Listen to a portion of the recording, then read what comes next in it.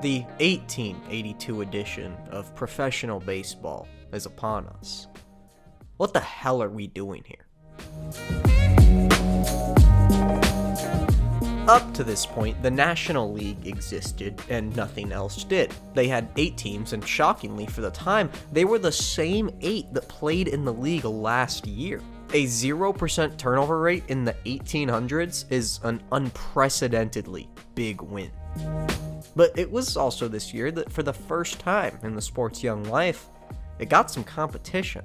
Baseball, just a game.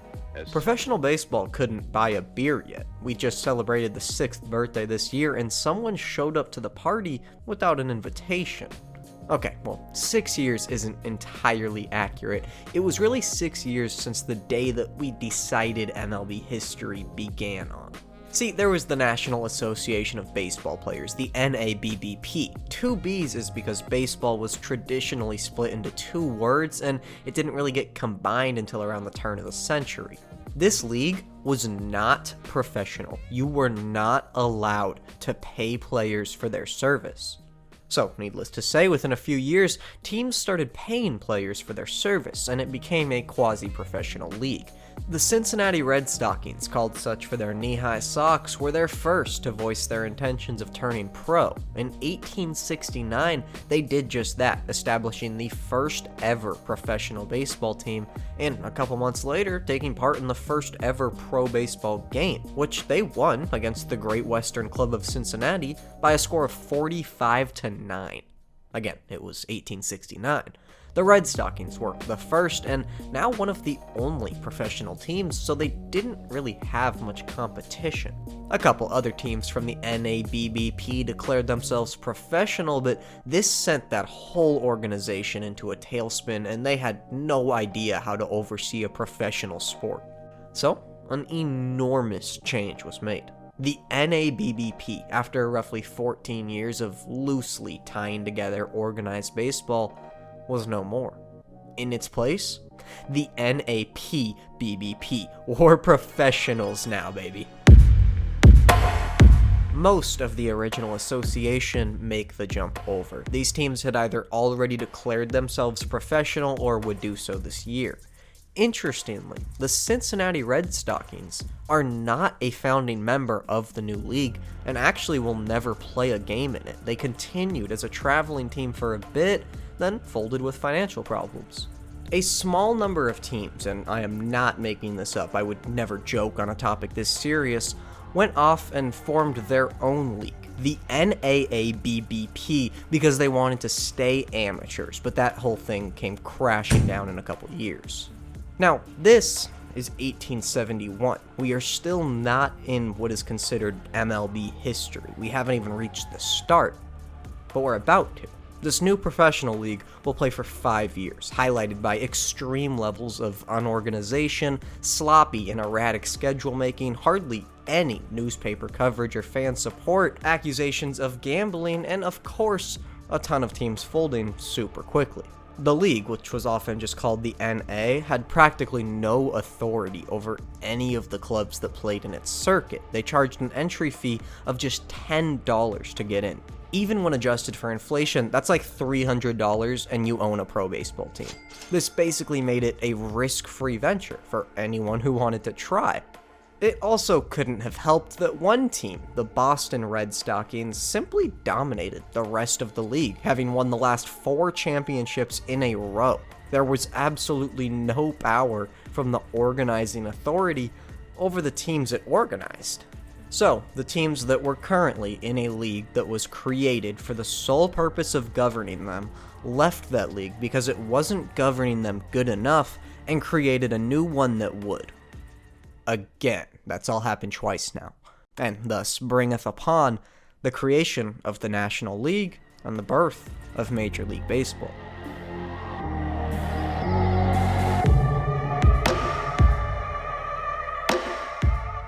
America's sport kicked off in America's 100th year of being. They had 8 teams in their first season. 6 of the teams were simply the best members of the previous league, while 2 other well-known traveling teams would be roped in. One of the 2 was the back-in-existence Cincinnati Red Stockings, who had their name officially shortened to the Reds upon entry, likely to avoid confusion with the other 3 teams named after different colors of socks. The premier Boston Red Stockings team would have been the most confusing with the exact same color, and out of fairness, I guess, they also tweaked their name, becoming the Boston Red Caps.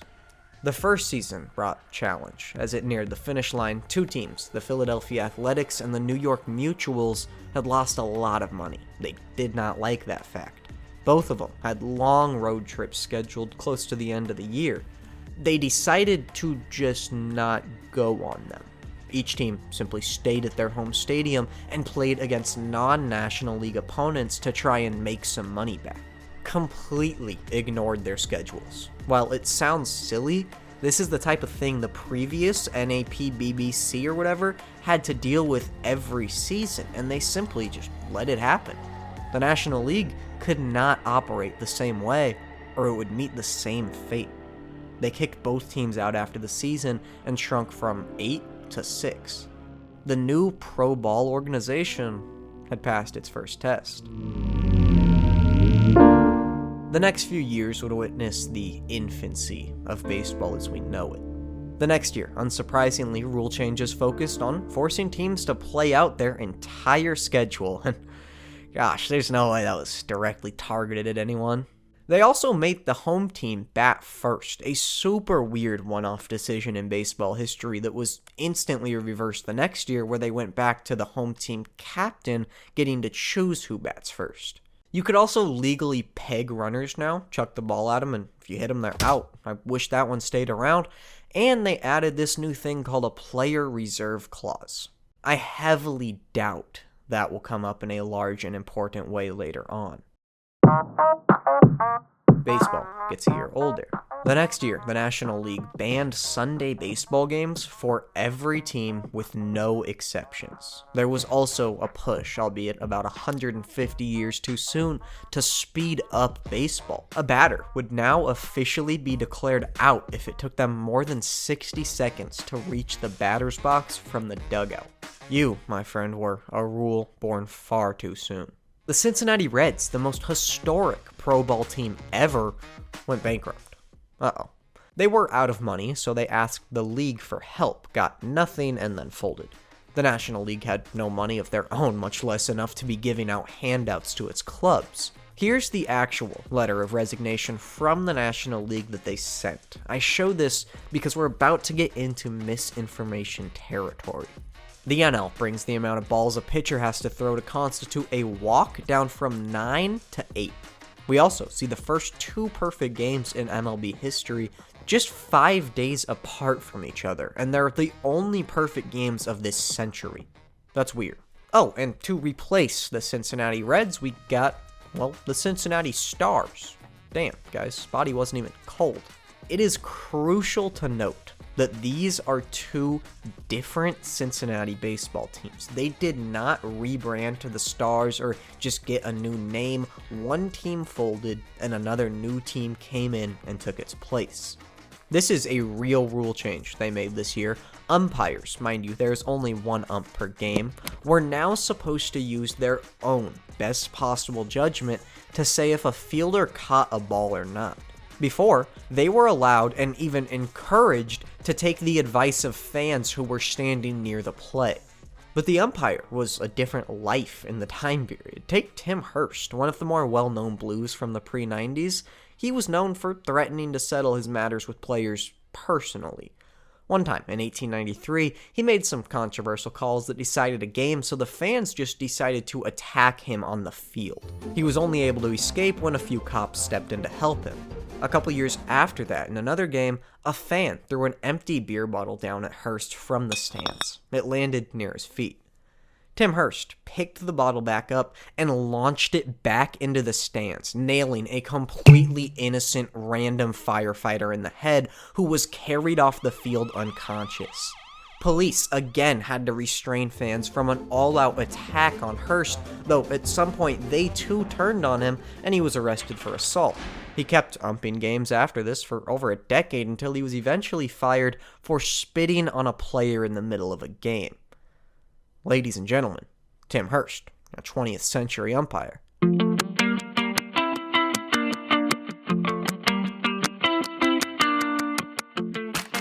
We also lost the Cincinnati Stars. Good. Anyone find them? Don't look too hard, because you won't be able to. They don't exist anymore. In fact, the Stars were struck by what is possibly both the most deadly and common affliction that an early sports team can get. One and done. They were a baseball team. They played a season. Then they weren't. And they were done. Their story burnt out. A supernova of, well, unholiness and alcohol.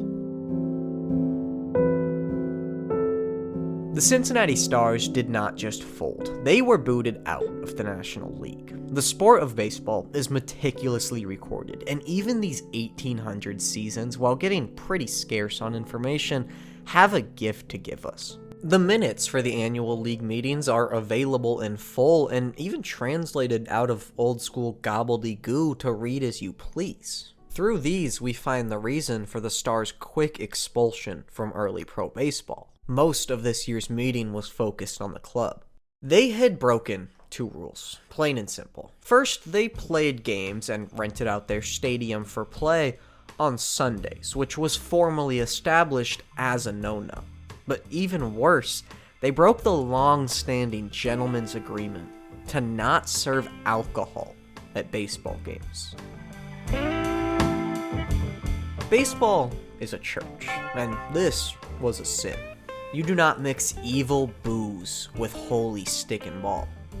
Naturally, they already did mix. This entire era, for like many decades after, the greatest baseball players often varied from enjoying a celebratory drink to full-blown functioning alcoholics. I mean, some of them were lousy, no-good people, but almost all of them drank. You have to remember, it was a bit before baseball and pro sports were sought-after careers. They weren't the most reliable and often seen as risky alternatives to a normal job. Some of these guys were just floaters who happened to be okay at baseball. Not really, even. They just put some effort into it and not enough other people cared to try.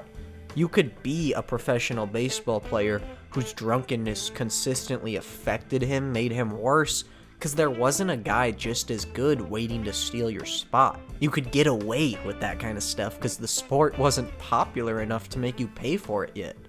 It sounds a bit like I'm pounding on the player base of the time, and I am. They weren't all bad, but I think it's important to realize how different being a pro athlete was, and thus why they were able to treat their bodies the way they did.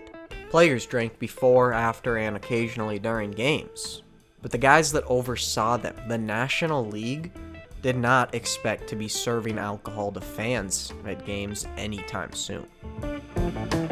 The Cincinnati club sent a representative to baseball's winter meetings and instructed him to not budge at all on either issue, Sundays or alcohol. The rest of the National League tried to work with them and keep the Stars in the league while officially adopting rules against serving alcohol in stadiums.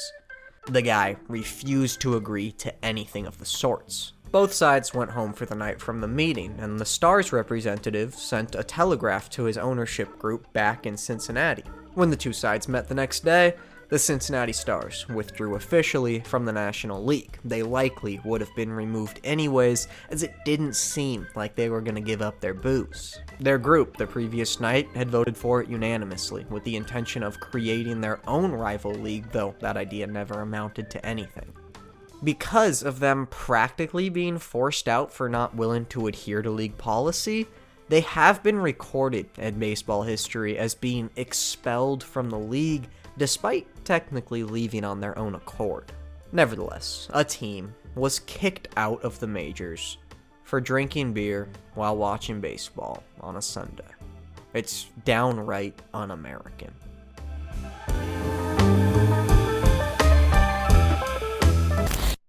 Hi there, I'm in space. Now, sports are cool. Beer is cooler, but sleeping, well, that's the coolest. Now I'm in a rainforest. Now I'm in my bedroom. After a day of traveling like that, all I can think of is going to sleep. So naturally, I brush my teeth, get in my PJs, and slip on my mask from Manta Sleep. This video is sponsored by Manta Sleep. Picture yourself in the worst possible sleeping conditions you can imagine. It's light out, not dark. It's noisy. The temperature is way too hot. It sounds awful, but one Manta Sleep mask and suddenly you're out like a light. There's 100% blackout when you slip the mask on, darker than blinking. It has a built-in adjustable speaker system that feels like noise is being played from anywhere in the room. There's temperature adjustable eye cups, or just get the classic white noise machine, designed to create a literal force field of sound around you. Manta Sleep is awesome. If you guys use code HYDN, HYDN, at the link in the description, you'll get 10% off your order, and you can start sleeping better and join the pro nap movement today. Another year happens. A fun fact, this will be the only season of the long history of Major League Baseball that a team from Cincinnati was not in the majors. We also brought a walk down from 8 balls to only 7. We're getting there. It's this time where things really start, you could say, brewing. There was this guy, O.P. Kaler. Yeah, that was his name. Hi, O.P. Kaler, how are you? Well, he's not very good. See, Mr. O.P. is a sports writer for the Cincinnati Enquirer. He is also in the single biggest dry stretch of Cincinnati pro baseball that there will ever be. What is there to do anymore for a sports writer named O.P.? He tried to separately take each of the 2 defunct Cincy teams, the Stars and the Red Stockings, and form a whole new league around them. He failed both times. So he started a new team and decided to use the name Red Stockings anyway, because what were they going to do? Stop him? They don't exist. This team is not connected or a continuation of any previous baseball team. It was another new franchise formed right here and now. They were an independent squad who traveled and played when they could. Not an official part of organized baseball, the Red Stockings would match up against and beat National League teams over the course of their first year, which gave them the confidence to take it a step further. A Philadelphia businessman sent an invitation to old OP, informing him of a meeting between some similar ball clubs to his that were looking to form their own new league. O.P. Kaler happily hopped over to Pittsburgh where the meeting was being held. Other people had the same idea as him? This is great. Upon arriving, not only had none of the invitees showed up, but the Philly businessman organizing the thing had abandoned his own meeting. O.P. Kaler was the only man in the room. What happened next is not known for sure. O.P. and a colleague of his, the man who previously ran the Cincinnati Stars, were now in Pittsburgh and had been stood up. Maybe they got a hotel for the night, checked in, and went downtown to a saloon. We don't really know. But whatever decision they made that night, it led them to Denny McKnight. McKnight had previously run the Pittsburgh Alleghenies, which was a minor league club before it went bankrupt a couple years ago. The two sides probably talked about some stuff. They probably agreed with each other on a whole lot of things. Alcohol was most definitely involved. And the three of them, Denny, OP, and his Cincinnati buddy, concocted a brilliant scheme. Their plan, even if they didn't know it yet, would set off a chain of events that would one day make alcohol and sport go hand in hand to degrees no one could imagine.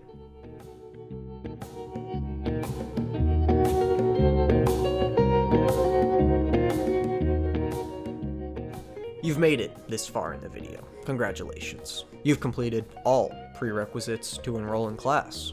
The course name, How to Challenge the National League. 101 for beginners.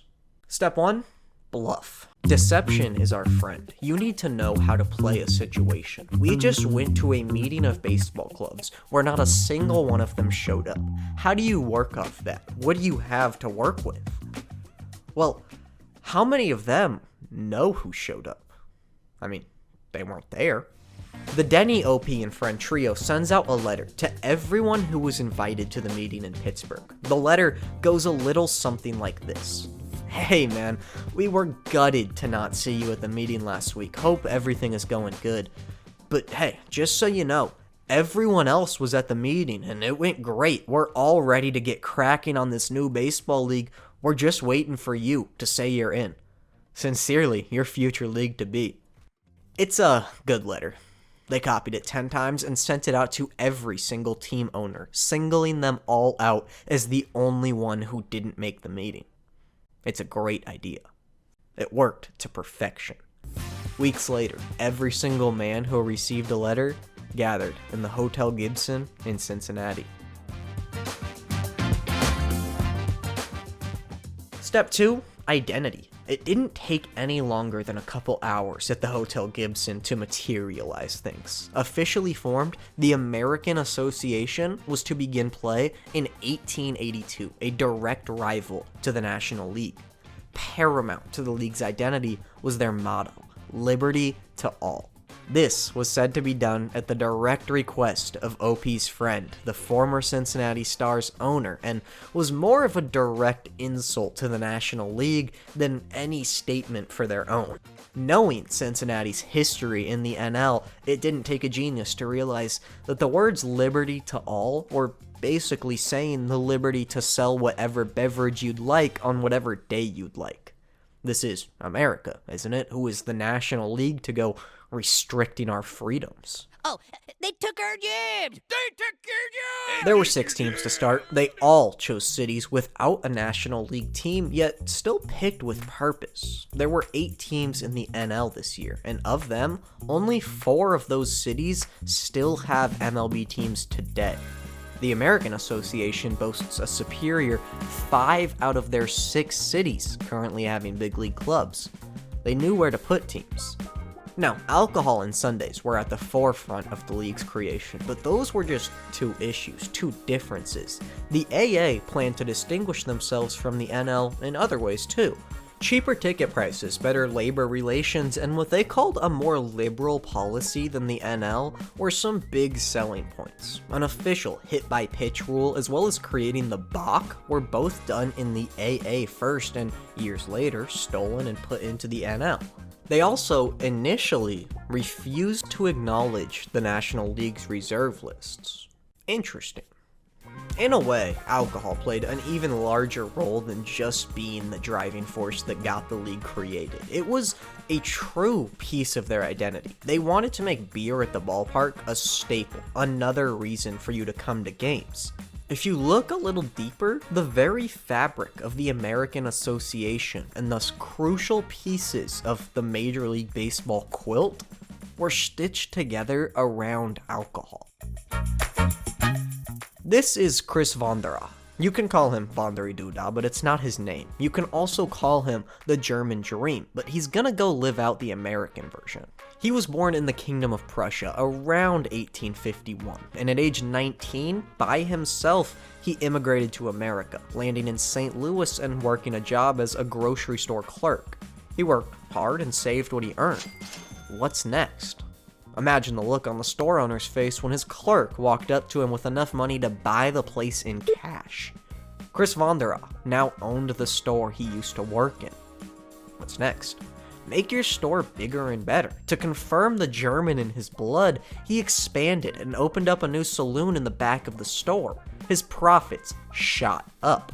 What's next? A true entrepreneur never stops finding new ideas. Wanderer noticed something. The people filling up his saloon, making him rich by getting drunk, seemed to often have a similar origin story for how they ended up there. They were at the ballpark watching the game and wanted to grab a drink after. Chris Wanderer, aha! He got an idea. What if he owned the baseball team, sold tickets to people to go watch baseball, then told them all to go to his grocery store/bar and sold them all alcohol after the game? Vertical integration? Is that you?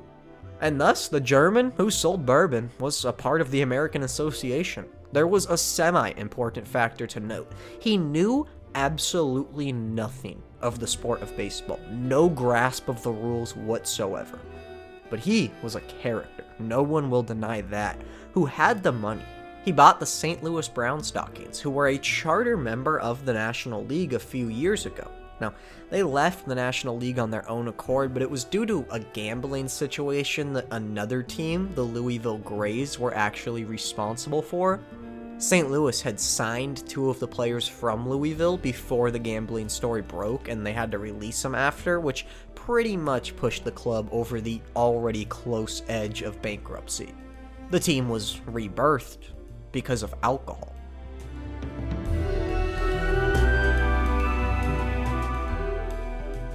Because of this, they leaned into liquor maybe more than any other baseball squad ever.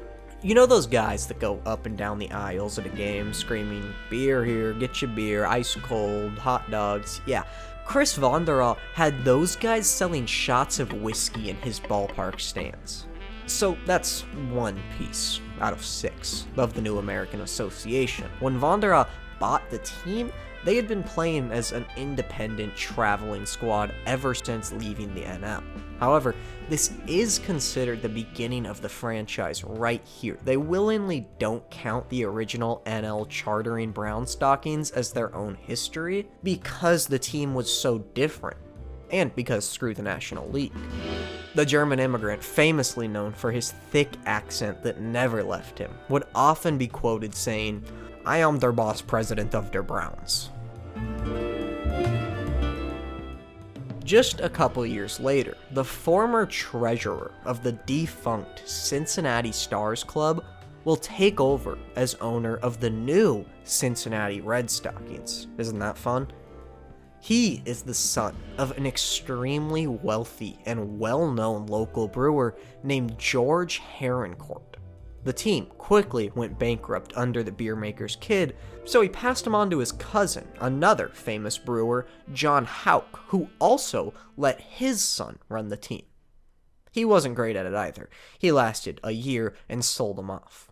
But alongside nepotism, alcohol ran in the veins of this league. And if it wasn't the actual owners involved in the liquor business, it was the quiet financial backers behind every team. This was also a fact that extended towards the hypocritical National League.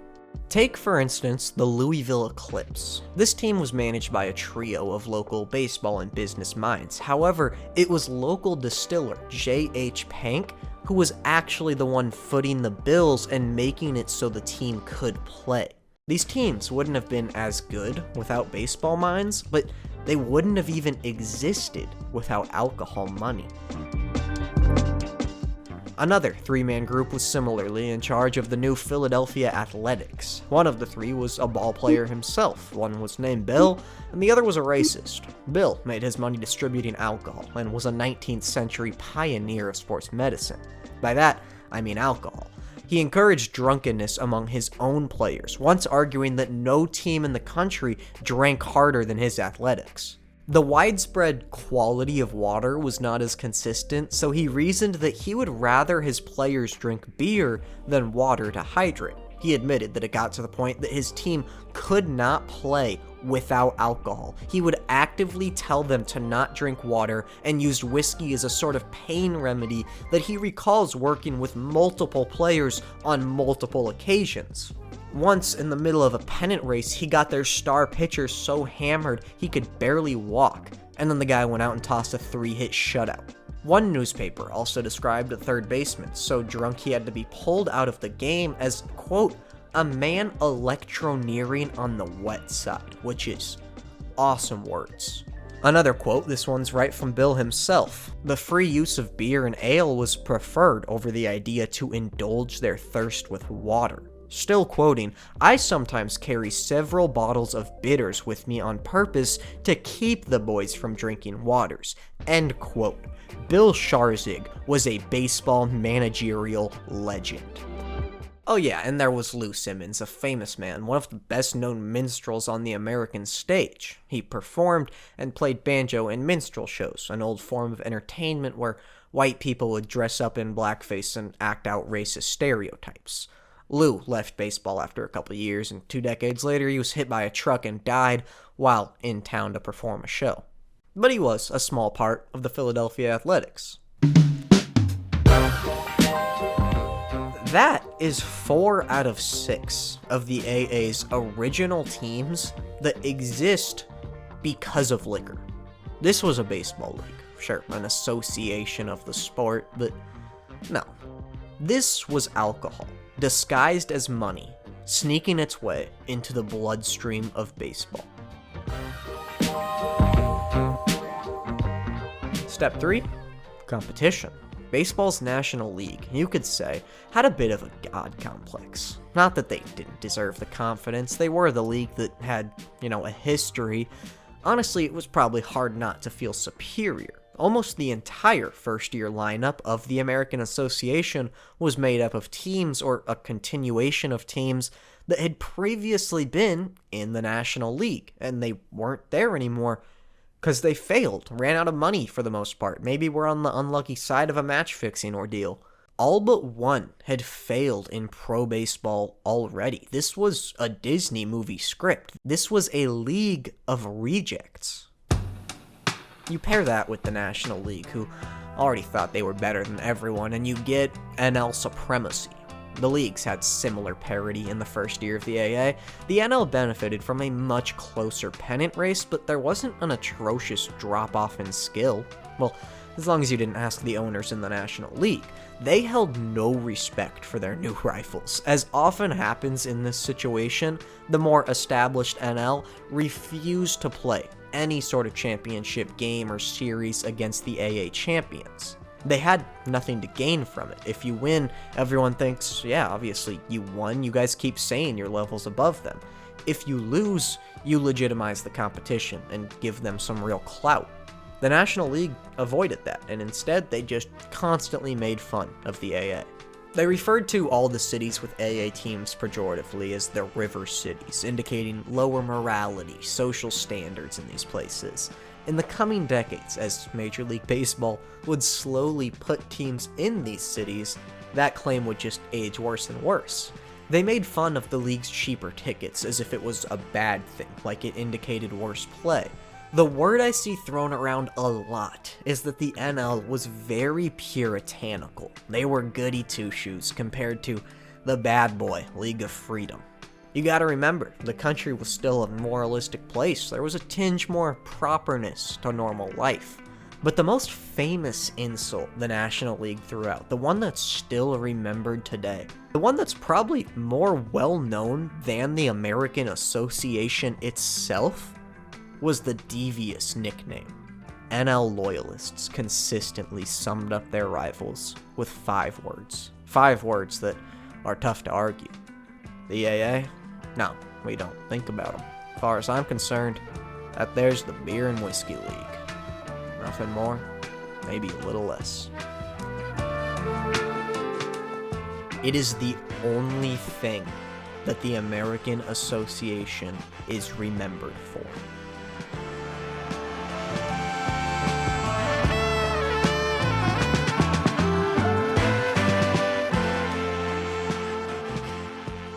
You would be hard-pressed to find a better example of a historical insult to this degree. Is there one?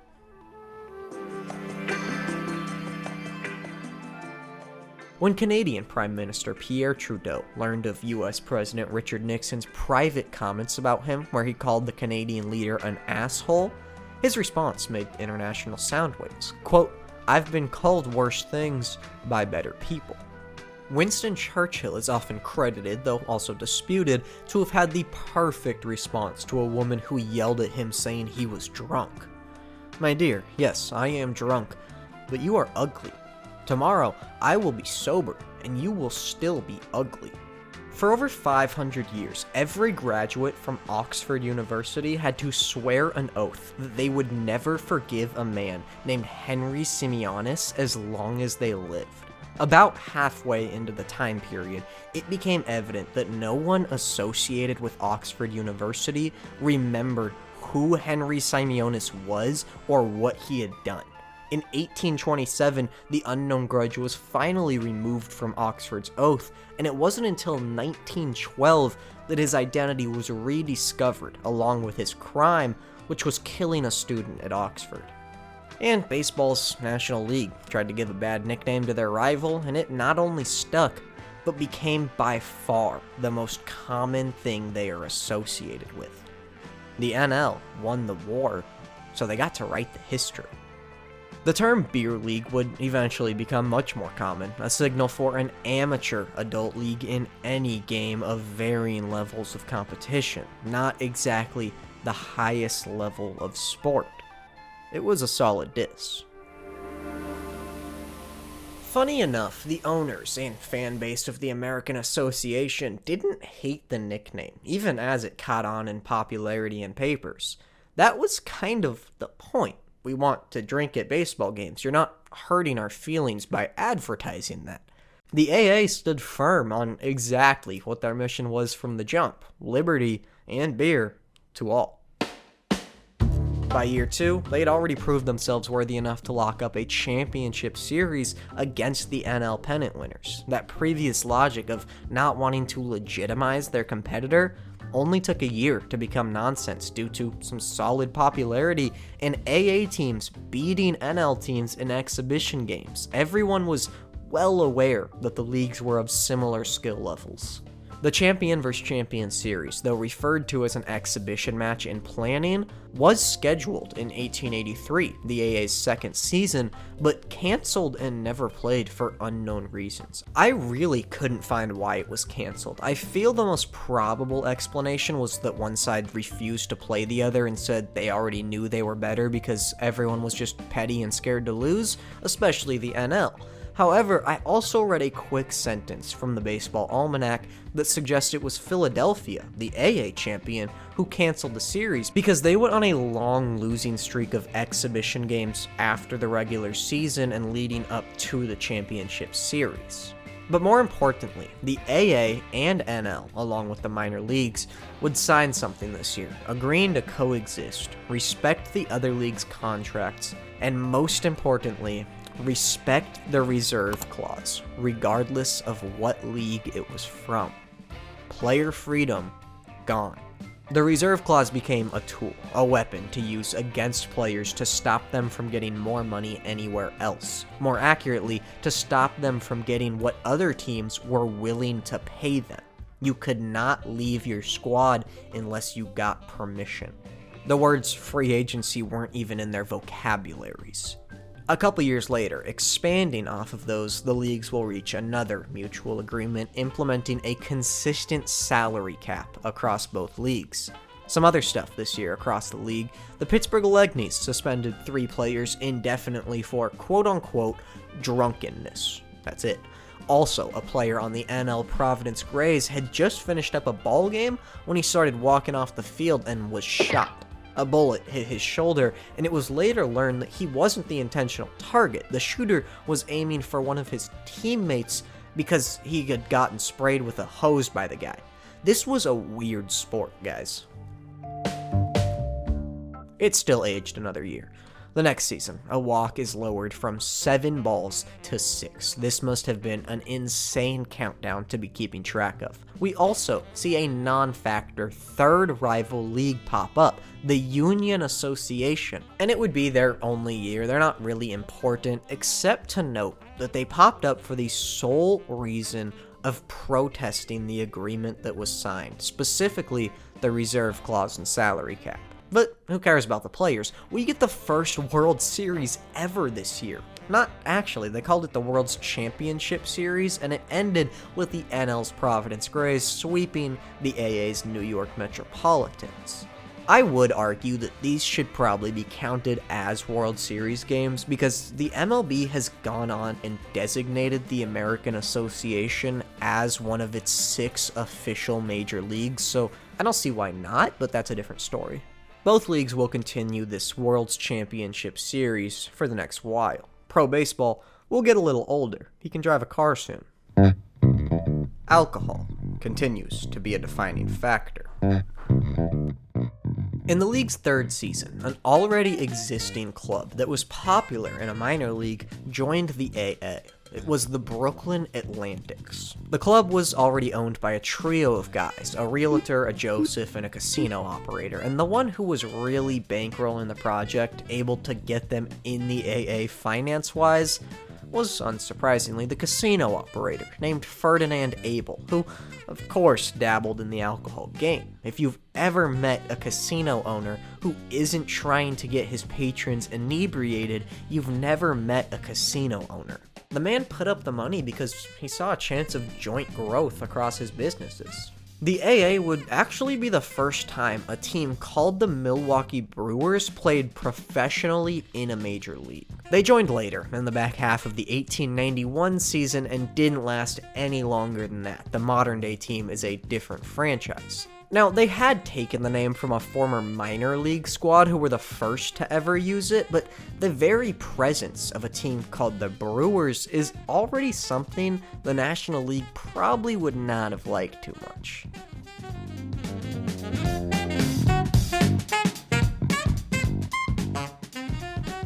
The first of many bads for the American Association was that they only won a single one of the World Series between the leagues. Another bad, the AA became dominated by the Chris Vonderall run St. Louis Brown Stockings, who had officially shortened their name to the Browns in their second season. The team won 4 pennants in a row and claimed the AA's only World Series win in '86. However, on the topic of these World Series, there were also 2 ties through the years that are absolutely fascinating. The first in '85 was a heavily disputed one. Despite Vonderall owning the team, with his baseball incompetence, the guy leading them on the field was named Charles Comiskey. He was a sort of player-manager at the time, and in his later years would become the founding owner of the Chicago White Sox, including being in charge of the team during the infamous 1919 Black Sox scandal. I talk a lot about him in my Black Sox video if you're interested. Now, it was a best-of-7 series in the end, though there was originally 9 games ready to be scheduled. Game 1 of the World Series was a tie, and no one disagreed about that, as disgusting as it is. The game was called in the 8th inning due to darkness. In fact, only 3 of the 7 games went a full 9 innings. Game 2 was the big deal.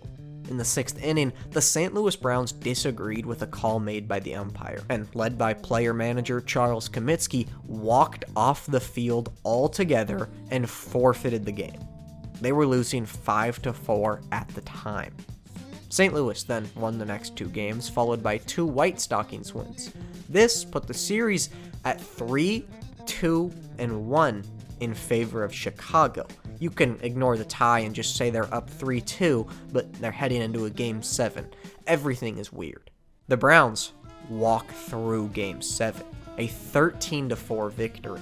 After the contest, they claim victory in the series, as they considered their Game 2 forfeit to have been a null and void game. Now, it's usually not recorded that way. 3-3-1 is what you most often see, a best-of-7 tied series, though it's always noted that it's a contested record. You get into asterisk territory here. The interesting thing is that despite the Browns claiming victory, the $1,000 of prize money that was supposed to go to the winner was split between the 2 clubs without incident, as if they had tied. So it seems like the Browns knew they were on the wrong side and weren't really willing to fight it. It's a weird choice, and you can attribute it to the weird man who was running the St. Louis Browns, the German who doesn't understand baseball, Chris Vonderall. The 1890 World Series was just kind of sad. Another best-of-7, and this one wasn't really an argument. We're talking Brooklyn Bridegrooms out of the NL. That name, funny enough, was acquired because they had 6 different players who got married over the course of their 1889 season against the AA champion Louisville Colonels, who are the same team as the earlier Eclipse with a new name. Brooklyn takes games 1 and 2, and the teams have a non-conflict tie in game 3. It ends in 8 innings because of darkness. Someone should really invent a cure to this darkness thing. Louisville storms back, winning 2, losing 1. Then they win game 7 to tie the series 3-3-1. However, before Game 7 was played, both sides had agreed that because the weather was getting so awful, they could only play one more game no matter what. If Brooklyn won it, they were champions. But if Louisville won it, we would wait. And they were going to play an all-deciding championship game the next season to kick off spring. We would have to wait months to find out who was baseball's champion. Of course, Louisville did win, and we had the weirdest World Series deciding game ever on the books. Unfortunately, it wouldn't ever be played, because this Louisville win to tie the World Championship Series would be the last game between the National League and American Association ever.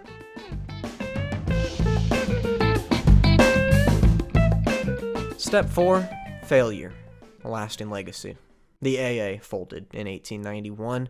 They did play one more full season after this World Series, but there was no interleague postseason matchup.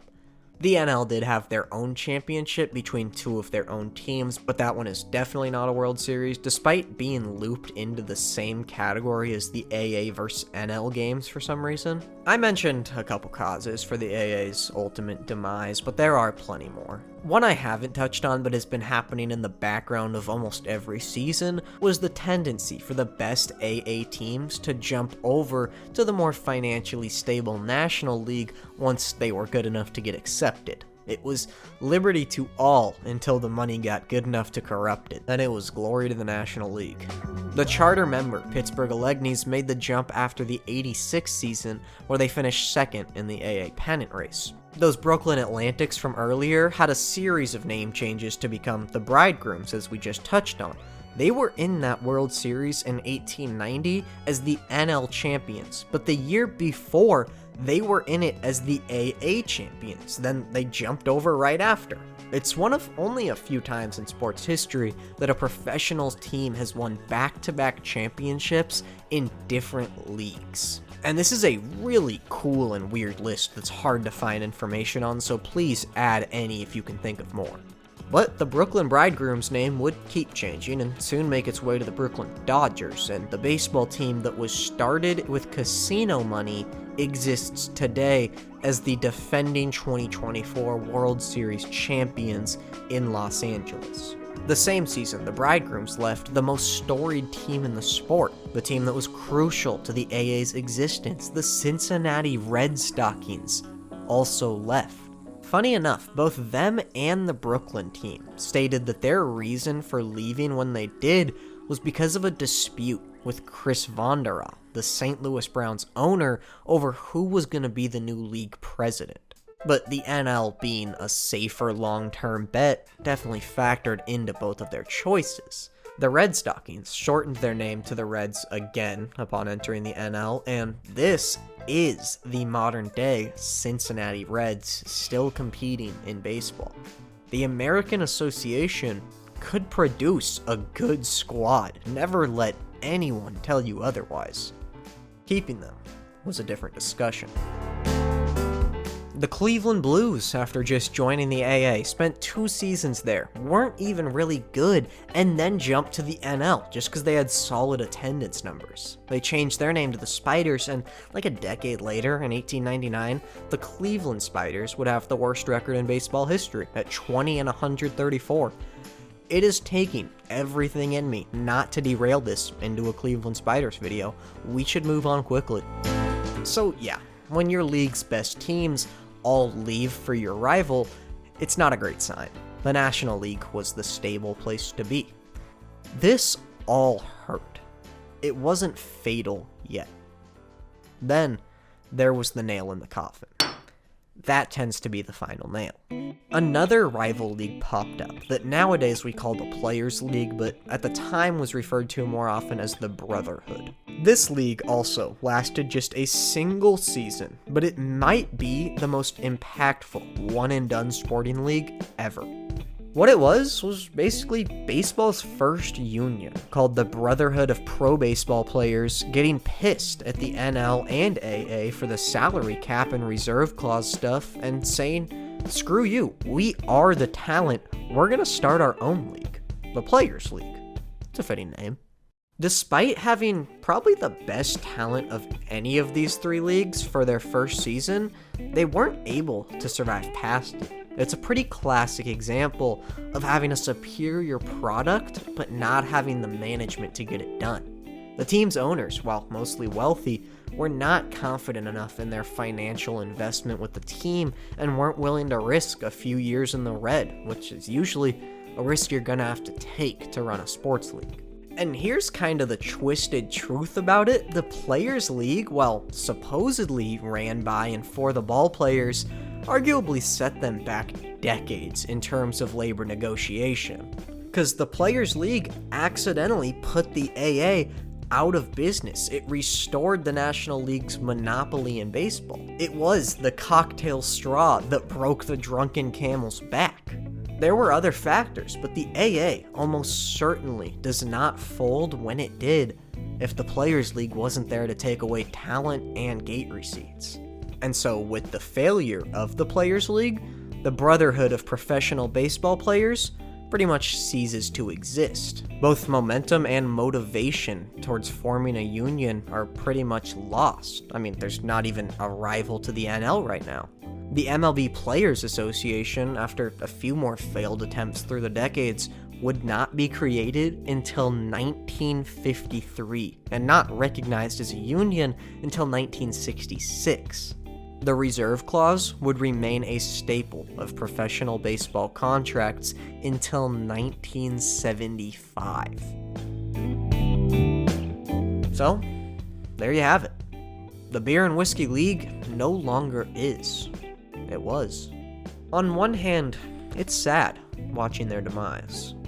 In the other hand, though, is a cold beer you're holding and enjoying. You're doing it at a stadium. It's an American staple, a brew at the ballpark. And you and everyone around you, whether you know it or not, you're able to be doing it because of the Beer and Whiskey League.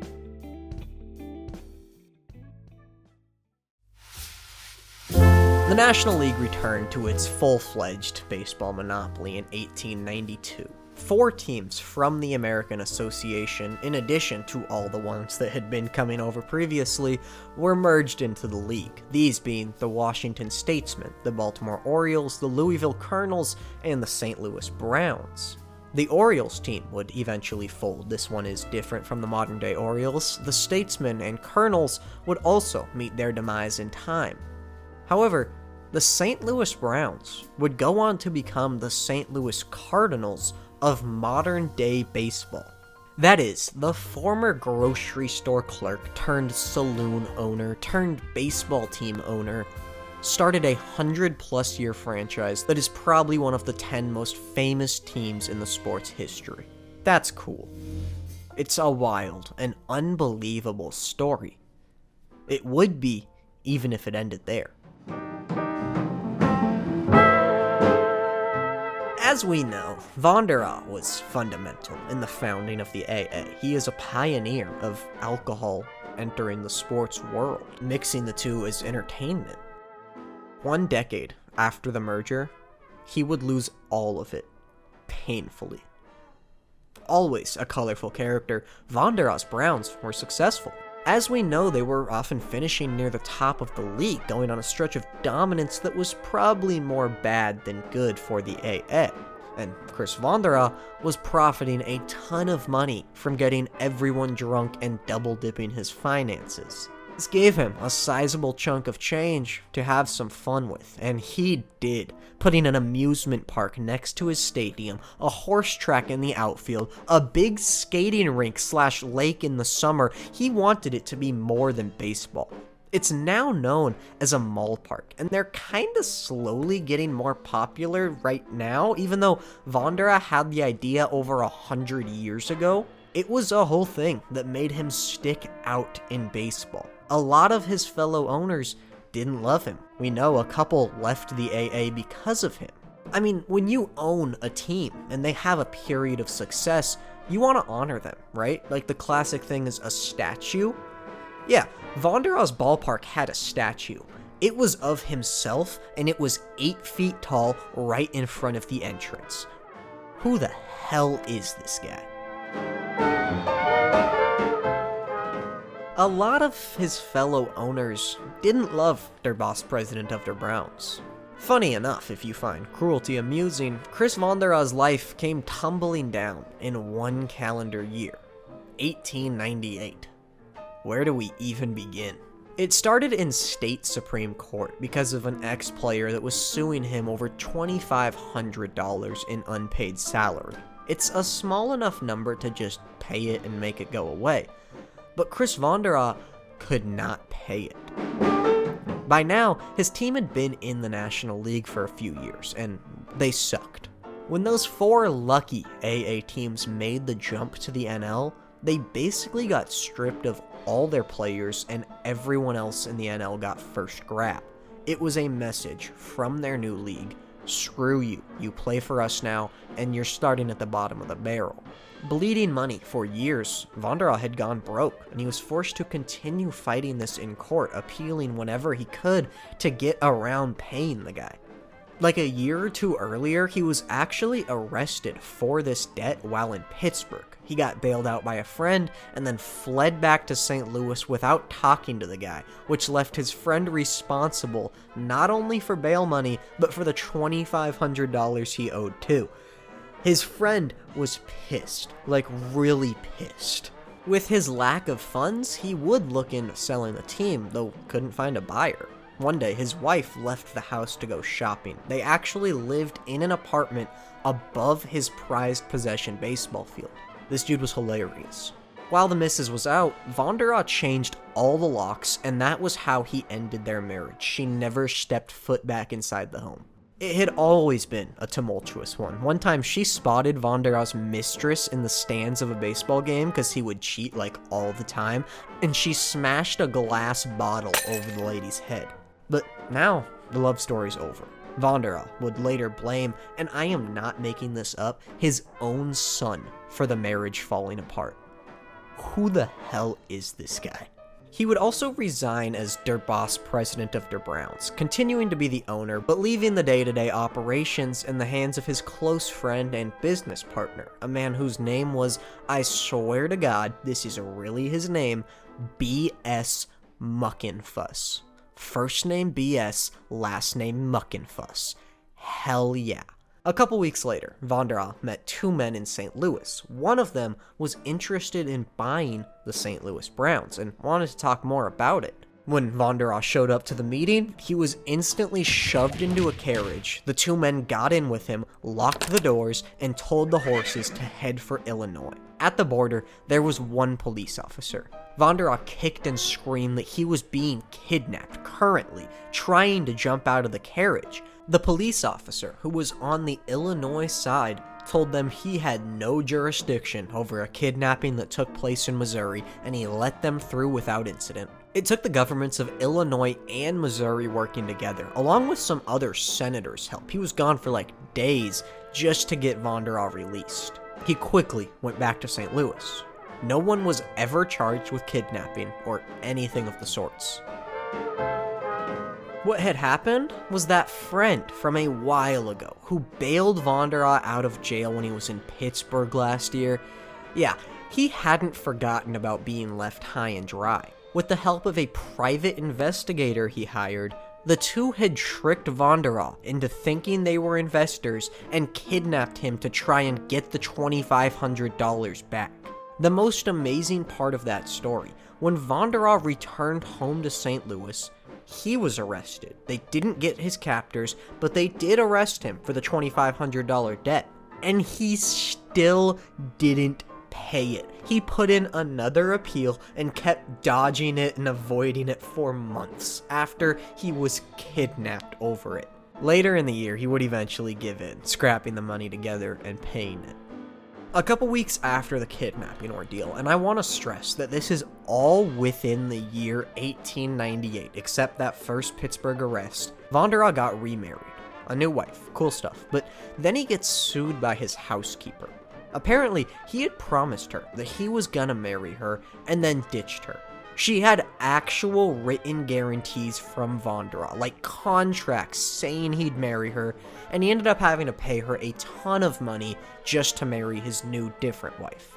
By the way, the 1898 Browns still suck. Like, they are monumentally horrible. They lose 111 games, and they only played 150. Worst in the league, 11 games back of the second worst. At some point, a rift develops between Vondrah and BS Muckenfuss, which leads to Vondrah losing trust and beginning a long journey of trying to remove Muckenfuss from the team management altogether. Then, the man's baseball stadium burnt down. I am not exaggerating. Someone dropped a cigarette in between the bleachers, and in the bottom of the second inning, in an April ball game, Sportsman Park went up in flames. Much of the surrounding attractions and festivities going with it. The poor horse tracks. It only took about 25 minutes for the whole place to be reduced to ash. It was a fire hazard that happened to have views of baseball games. Shockingly, despite about 100 injuries, including one woman everyone thought was dead, and another guy who jumped down off the top of the bleachers and broke both his knees, no one died in the fire. However, in one swoop, Vondrah had lost his stadium and his house. The apartment up top was part of the damage. The very same day, construction was started on building the park back. Not long after, maybe a month or two, Vondrah went through his second divorce of the year. This one was initiated by him, although he lost a ton of money in court when his wife sued him because there were no grounds for a divorce. They still separated. Do you know what happened next? Can you guess? Chris Vondrah then marries his former housekeeper who had sued him for not marrying her before. What a man.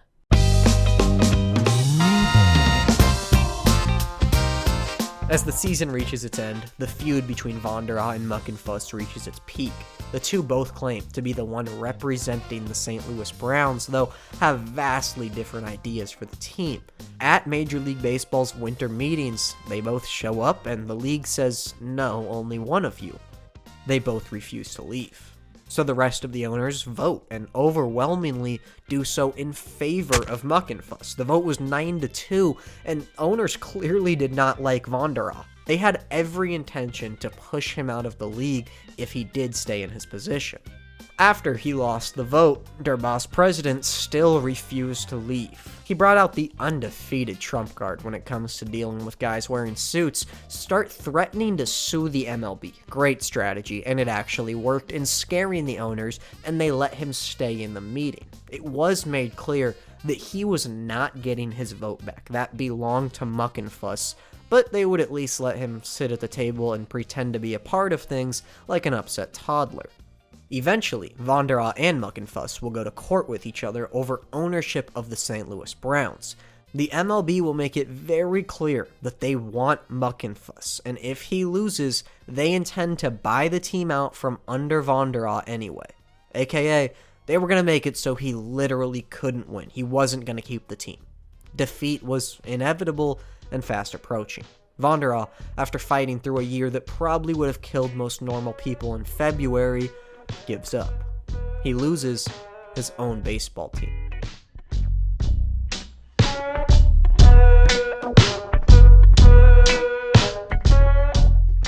He survived God throwing every single obstacle there is at him, but he survived it with absolutely nothing left.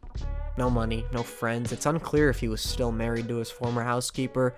He was able to keep working at the saloon that he used to own that started this whole thing when a German immigrant just tried expanding his business.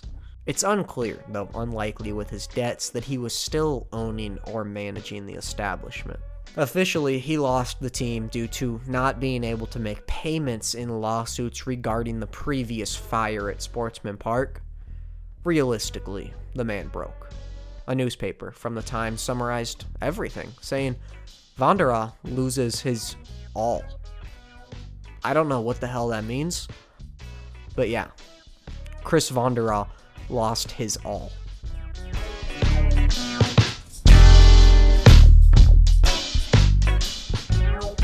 The next year's St. Louis Browns, well, they weren't the Browns. We know they will eventually become the Cardinals, but for 1 year only, right here in 1899, they changed their name to the Perfectos.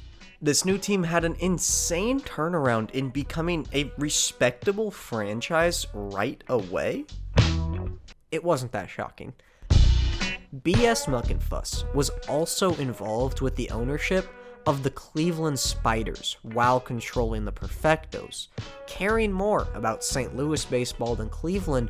Once he got control, him and some others involved stacked all of the Cleveland Spiders' good players onto the Perfectos, thus resulting in the fast turnaround and, more notably, the 1899 Cleveland Spiders becoming the worst team in MLB history. You really thought I wouldn't talk about them? It was all an elaborate build-up to get right here. Those poor Spiders, it wasn't their fault. They were stripped of all usable assets.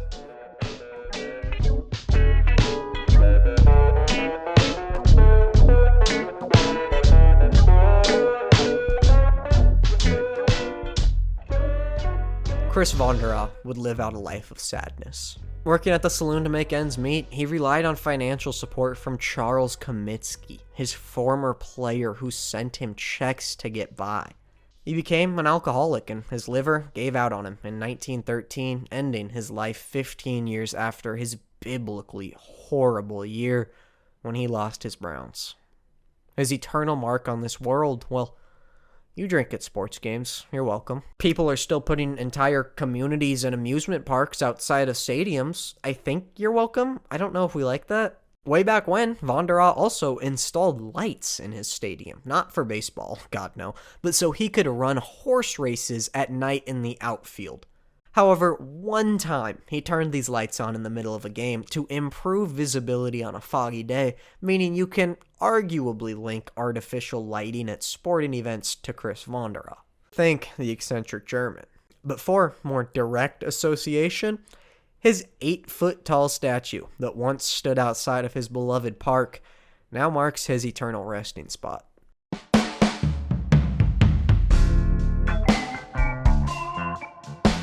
The rest of the AA team's owners, who didn't get to join the NL, were given a nice chunk of change, but forced to give up their teams, and they all folded. All players were dispersed across the league, though, as we just saw with the Browns, even the teams who joined had to give up their players.